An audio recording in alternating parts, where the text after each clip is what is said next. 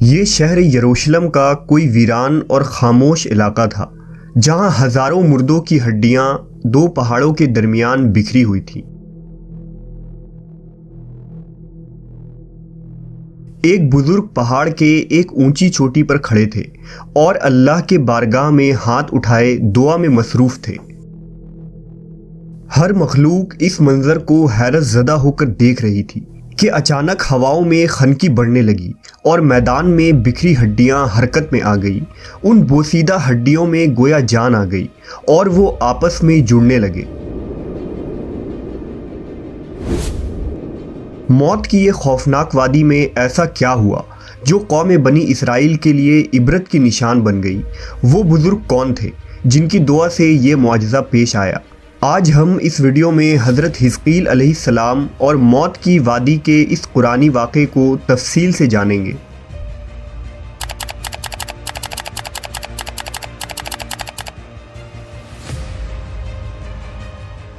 حضرت حزقیل علیہ السلام ایک نیک، صابر اور برگزیدہ نبی تھے۔ حضرت حزقیل کے والد کا نام بوزی کاہن تھا، جبکہ بعض نے لکھا کہ آپ حضرت یرمیہ علیہ السلام کے بیٹے ہیں۔ عبرانی زبان میں حزقیل کے معنی اللہ کی قدرت کے ہوتے ہیں۔ بعض علماء نے قرآن مجید میں موجود نام ذوالکفل کو حضرت حزقیل کا دوسرا نام قرار دیا ہے۔ حضرت حزقیل کی بعثت کا زمانہ 622 قبل مسیح کا ہے۔ روایتوں سے پتہ چلتا ہے کہ آپ علیہ السلام ابھی بچے تھے کہ والد کا انتقال ہو گیا۔ جب آپ کی بعثت کا زمانہ قریب آیا تو والدہ بہت ضعیف اور بوڑھی ہو چکی تھی، اس لیے بنی اسرائیل کے لوگ آپ کو ابن العجوز یعنی بڑھیا کا بیٹا کہہ کر پکارتے تھے۔ حضرت حزقیل حضرت موسیٰ علیہ السلام کے تیسرے خلیفہ تھے جو منصب نبوت پر سرفراز کیے گئے تھے۔ حضرت موسیٰ کی وفات کے بعد آپ کے خلیفہ اول حضرت یوشع بن نون ہوئے۔ ان کے بعد حضرت کالب بن یوحنا نے بنی اسرائیل کی امامت کی اور پھر ان کے بعد حضرت حزقیل علیہ السلام حضرت موسیٰ کے جانشین اور نبی ہوئے۔ دراصل حضرت موسیٰ علیہ السلام سے حضرت عیسیٰ علیہ السلام تک کے اس طویل عرصے میں اللہ نے بنی اسرائیل میں بہت سارے پیغمبروں کو مبعوث فرمایا جن کی درست تعداد کا علم صرف اللہ عز و جل کو ہے۔ ان میں سے چند پیغمبروں کا تذکرہ قرآن مجید میں ہے، بعض کا تفصیل سے تو کچھ کا مختصر ذکر ہوا ہے، لہٰذا حضرت یوشع اور حضرت حزقیل علیہ السلام کا نام قرآن مجید میں موجود نہیں ہے۔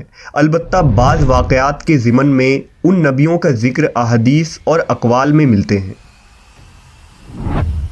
حضرت حزقیل نبوت کے عہدے پر فائز ہوئے تو بنی اسرائیل میں سرکشی اور نافرمانی عام تھی۔ جھوٹ، منافقت، رشوت خوری، حسد، کینہ معاشرے میں سرایت کر چکی تھی۔ لوگ بے حیائی اور بدکاری پر فخر کیا کرتے تھے، ظلم و جبر کر کے خوش ہوتے تھے۔ باپ دادا کے رسم و رواج مذہب بن چکی تھی۔ قوم اتنے فرقوں میں بٹ گئی تھی کہ ان کا شمار ممکن نہ رہا تھا۔ اس بدترین معاشرے میں حضرت حزقیل علیہ السلام نے توحید کا پرچم بلند کیا۔ آپ نے اپنے قوم کے لوگوں کو سچائی اور راست بازی کی تعلیم دی اور لوگوں کو صراط المستقیم پر چلنے کی ہدایت کی، لیکن ان وعظ و نصیحت کا اور تبلیغ کا ان لوگوں پر مطلق اثر نہ ہوا اور وہ اپنی روش پر قائم رہے۔ لہٰذا آپ نے بنی اسرائیل پر آنے والے عذاب اور ہولناک تباہی سے انہیں آگاہ کیا۔ بائبل میں آپ سے منسوب صحیفہ حزقیل موجود ہے جو بائبل کی آخری کتاب ہے۔ صحیفہ حزقیل میں آپ کی پیشن گوئی تفصیل سے موجود ہے۔ سن 550 قبل مسیح میں بابل کے بادشاہ بخت نصر نے بیت المقدس پر حملہ کر دیا، لہٰذا یہودی خوفزدہ ہو کر قلعہ بند ہو گئے۔ حضرت حزقیل علیہ السلام کا خیال تھا کہ بنی اسرائیل کی تباہی ان کے لیے بطور سزا اور سبق ہے جو خدا کی طرف سے دی گئی ہے۔ آپ نے توبہ پر زور دیتے ہوئے اپنے قوم کے لوگوں سے کہا، سو توبہ کرو اور اپنی ساری بدکاریوں سے باز آ جاؤ۔ سارے برے کام جنہیں کر کے تم گنہگار ہوتے ہو خود سے جدا کر کے پھینک دو اور اپنے لیے ایک نیا دل اور نئی روح پیدا کرو۔ مہینوں تک یہ محاصرہ جاری رہا۔ آخرکار مجبور ہو کر ایک رات لوگ شہر سے نکل کر بھاگ گئے۔ بخت نصر کی فوجوں نے ان کا تعاقب کر کے ان کو قتل کر دیا۔ پورا یروشلم خاک و خون سے لت پت ہو گیا۔ اسی دوران ایک ایسا واقعہ پیش آیا جس سے بنی اسرائیل حیرت زدہ رہ گئے، اور یہ واقعہ نشان عبرت بن گیا۔ واقعہ دراصل یوں ہے کہ حضرت حزقیل علیہ السلام نے بنی اسرائیل کے بچے ہوئے لوگوں سے کہا کہ تم سب تیار ہو جاؤ، ہم مشرکین سے جنگ کرنے جائیں گے تاکہ اللہ کے نام کو بلند کیا جا سکے۔ بنی اسرائیل نے جب جنگ اور جہاد کی بات سنی تو اپنی جانوں کے خوف سے بھاگ کھڑے ہوئے اور آبادی سے دور ایک وادی میں جا کر قیام پذیر ہو گئے اور دو پہاڑوں کے گھاٹیوں کے درمیان رہنے لگے۔ اللہ تعالیٰ کو ان لوگوں کی یہ حرکت بہت زیادہ ناپسند ہوئی، چنانچہ اللہ نے ایک عذاب کے فرشتہ کو اس جنگل میں بھیج دیا جس نے ایک پہاڑ کی آڑ میں چھپ کر اور چیخ مار کر بلند آواز سے یہ کہا کہ تم سب مر جاؤ۔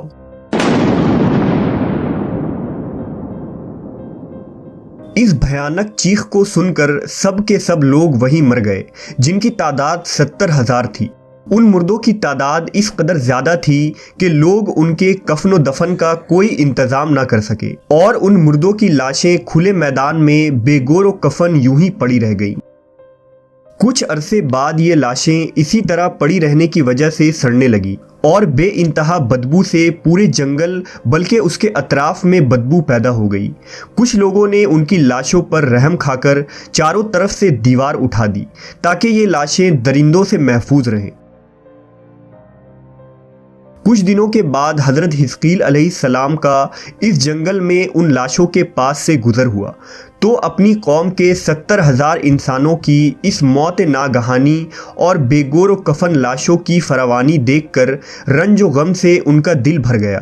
آپ آبدیدہ ہو گئے اور اللہ کے دربار میں دکھ بھرے دل سے گڑ گڑا کر دعا مانگنے لگے کہ یا اللہ، یہ میری قوم کے افراد تھے جو اپنی نادانی سے یہ غلطی کر بیٹھے کہ موت کے ڈر سے شہر چھوڑ کر جنگل میں آ گئے۔ یہ سب میرے شہر کے باشندے ہیں، ان لوگوں سے مجھے محبت تھا اور یہ لوگ میرے دکھ سکھ کے شریک تھے۔ افسوس کہ میری قوم ہلاک ہو گئی اور میں بالکل اکیلا رہ گیا۔ اے میرے رب، یہ وہ قوم تھی جو تیری حمد کرتی تھی اور تیری توحید کا اعلان کرتی تھی اور تیری کبریائی کا خطبہ پڑھتی تھی۔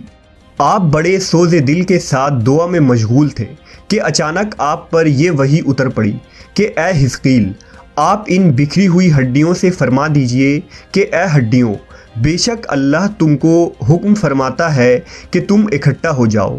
یہ سن کر بکھری ہوئی ہڈیوں میں حرکت پیدا ہوئی اور ہر آدمی کی ہڈیاں جمع ہو کر ہڈیوں کے ڈھانچے بن گئے۔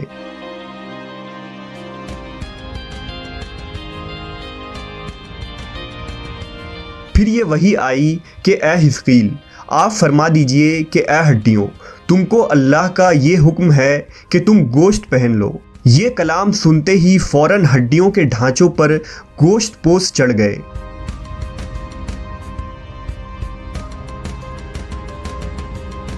پھر تیسری بار یہ وحی نازل ہوئی کہ اے حزقیل، اب یہ کہہ دیجئے کہ اے مردو، خدا کے حکم سے تم سب اٹھ کھڑے ہو جاؤ۔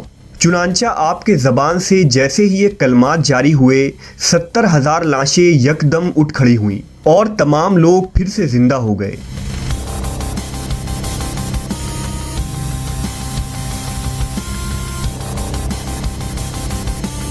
پھر یہ سب لوگ جنگل سے روانہ ہو کر اپنے شہر میں آ کر دوبارہ آباد ہوئے اور اپنی عمر کی مدت بھر زندہ رہے، لیکن ان لوگوں پر اس موت کا اتنا نشان باقی رہ گیا کہ ان کی اولاد کے جسموں سے سڑی ہوئی لاش کی بدبو برابر آتی رہی۔ چنانچہ یہ اثرات آج تک ان یہودیوں میں پائے جاتے ہیں جو ان لوگوں کی نسل سے باقی رہ گئے ہیں۔ حضرت حزقیل علیہ السلام اور موت کی اس وادی سے متعلق اس واقعے میں ہمارے لیے ایک عظیم پیغام موجود ہے کہ موت سے فرار ممکن نہیں۔ اس کا ایک وقت متعین ہے جس میں لمحوں کی بھی کمی یا زیادتی کی گنجائش نہیں۔ جیسا کہ اللہ نے فرمایا کہ ہر جاندار کو موت کا مزہ چکھنا ہے۔ موت و حیات تقدیر الہی کے تابع ہے اور تقدیر الہی کے مقابلے میں کوئی تدبیر کارگر نہیں ہو سکتی۔ سورہ انعام میں اللہ نے فرمایا تم جہاں بھی جاؤ گے وقت مقررہ پر موت تمہیں جا پکڑے گی، چاہے تم مضبوط قلعوں میں ہی کیوں نہ رہ رہے ہو۔